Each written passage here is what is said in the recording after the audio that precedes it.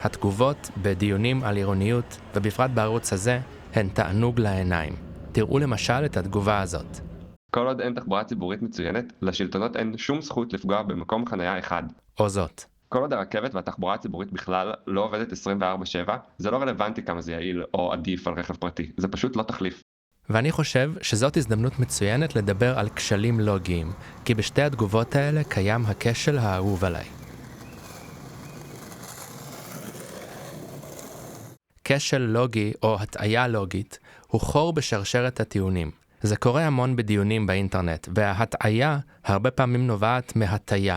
כי אנחנו ממש רוצים שהמסקנה תהיה מה שרצינו.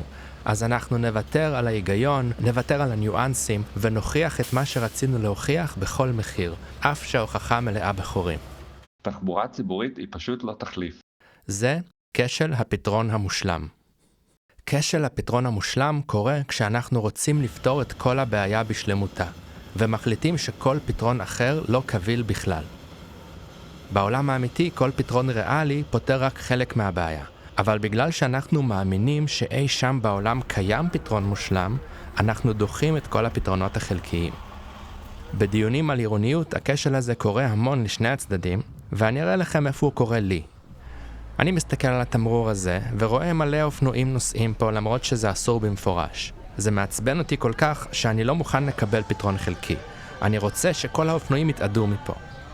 אז אמרתי לחבר, מה הטעם בתמרורים?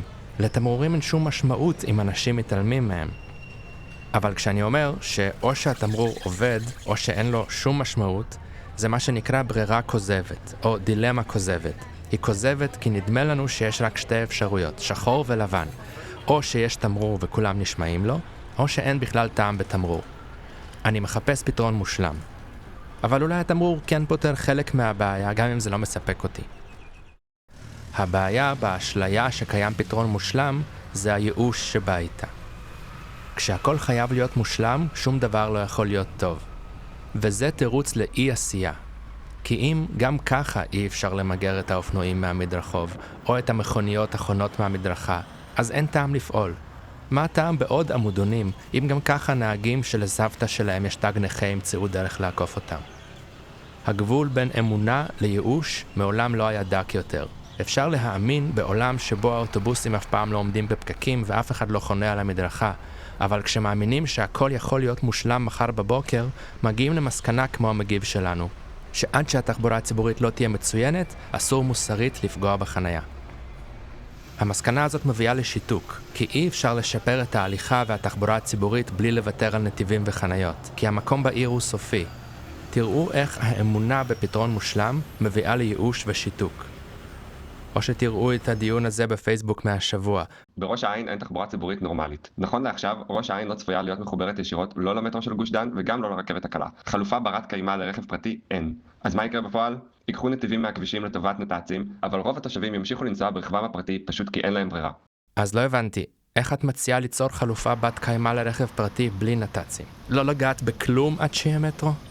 בעצם ההצעה בפוסט הזה היא לא לעשות שום שיפור עד שלא יהיה מטרו, שהוא הפתרון המושלם.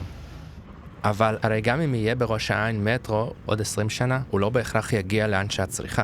את עדיין תצטרכי רכב לחלק מהדברים. אין פתרון מושלם. אבל בגלל שאנחנו מאמינים שאי שם בעולם קיים פתרון מושלם, אנחנו דוחים את כל הפתרונות החלקיים. וזה תירוץ לאי עשייה. אז בואו נראה איך מתמודדים עם כשל הפתרון המושלם ויוצאים מהשיתוק והייאוש. בבסיס הכשל יש ברירה כוזבת, בין עולם שבו כולם חייבים רכב לכל דבר, לבין עולם שבו כולם יכולים להשתמש בתחבורה ציבורית. ולכן כל עוד אנחנו בצד של חייבים רכב, אסור לעשות שום שינוי שפוגע ברכב פרטי. אבל המציאות היא לא שחור ולבן. גם כשהתחבורה הציבורית לא מושלמת, הרבה אנשים מזיזים את המכונית רק בסופש. הרבה אנשים מחזיקים מכונית אחת במקום 2 למשפחה, מה שאומר שגם תחבורה ציבורית חלקית חוסכת צורך בחנייה. יש אנשים שיכולים לרכוב על אופניים לגן או לסופר, מה שאומר שגם שבילי אופניים חלקיים חוסכים לחלק מהאנשים חלק מהפקק. יש אנשים שבוחרים מקום מגורים ועבודה לפי קרבה לרכבת, מה שאומר שתכנון מוטה תחבורה ציבורית, כלומר בינוי צפוף ובר השגה סביב תחנות רכבת, מפנה נתיבי כביש. כשמציגים את הניואנסים האלה, התשובה הטיפוסית היא אבל אני לא יכול לוותר על הרכב, כי כל מה שהצעת עכשיו לא רלוונטי אליי. וגם זה כשל לוגי שנקרא ראייה אנקדוטלית. הסקת מסקנות על העולם על פי הדוגמה הפרטית שלי עצמי. יש פה גם את אפקט הקונסנזוס השגוי. מה שאני צריך, כולם צריכים. מה שאני ואנשים שדומים לי מאמינים בו, זה מה שכולם מאמינים בו. כשכל החוג החברתי שלך הם בערך בני אותו גיל, אותו מעמד כלכלי ואותן דעות פוליטיות, אז נדמה שמה שאתה רוצה זה מה שכולם רוצים.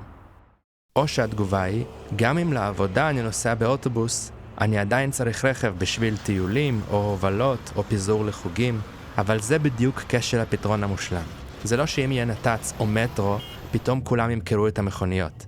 גם בערים בעולם עם מטרו מצוין, לרוב האנשים יש רכב. ולהתגונן כי מישהו רוצה לקחת לך את המכונית, זה כשל לוגי אחר שנקרא ויכוח עם איש קש.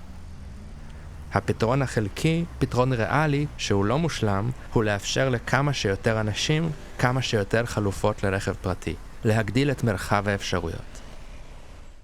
ולגבי הטענה שתחבורה שלא פועלת 24/7 לא שווה כלום, אני כמובן חושב שתחבורה ציבורית צריכה לעבוד 7 ימים בשבוע כמו בכל העולם. אבל כשל הפתרון המושלם זה לטעון שאין שום טעם ברכבת קלה אם היא לא עובדת בשבת.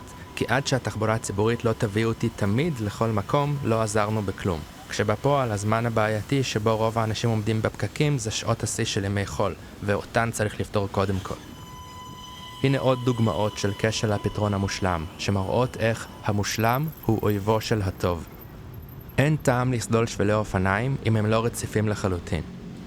והטענה שפרברי הרכב הפרטי הם חסרי תקווה. הדרך היחידה ליצור תחבורה ציבורית טובה בהם זה להרוס הכל ולבנות מחדש. ובכלל, כל טיעון שקורא להרוס משהו ולבנות מחדש חשוד כלוקה באשליית פתרון מושלם. וזוכרים את הדוגמה שהבאתי על החלום שלי להעיף את כל האופנועים מהמדרכות ומהרחובות מוטי הולכי הרגל? בשנאה שלי לאופנועים האלה, שיוצרת אצלי סלידה מאופנועים בכלל, יש עוד כשל לוגי. הטיית הבולטות. אנחנו מחוילים הישרדותית לחפש סכנות, וכמה שזה נכון במיוחד בישראל. אנחנו שמים לב לעבריינים כי הם רועשים, מפריעים ויוצרים אצלנו תגובה רגשית מאוד חזקה. ואנחנו מסיקים מזה שכל השליחים או כל רוכבי האופנועים פושעים. אלה שנוהגים לפי החוק פשוט שקופים עבורנו, ואנחנו לא מודעים לקיומם, אפילו אם הם הרוב הגדול. זה כמו משפטים שנאמרים הרבה בכל משפחה, כמו אתה אף פעם לא משהו, אתה אף פעם לא מגיע בזמן. בקיצור, כולנו מועדים לכשלים לוגיים. ואם נשים לב אליהם, אני חושב שהדיונים שלנו יהיו יותר מעניינים ומעמיקים, ועם תוצאות יותר פרודוקטיביות. הקלטתי את הפרק באולפן פודקאסט אריאלה.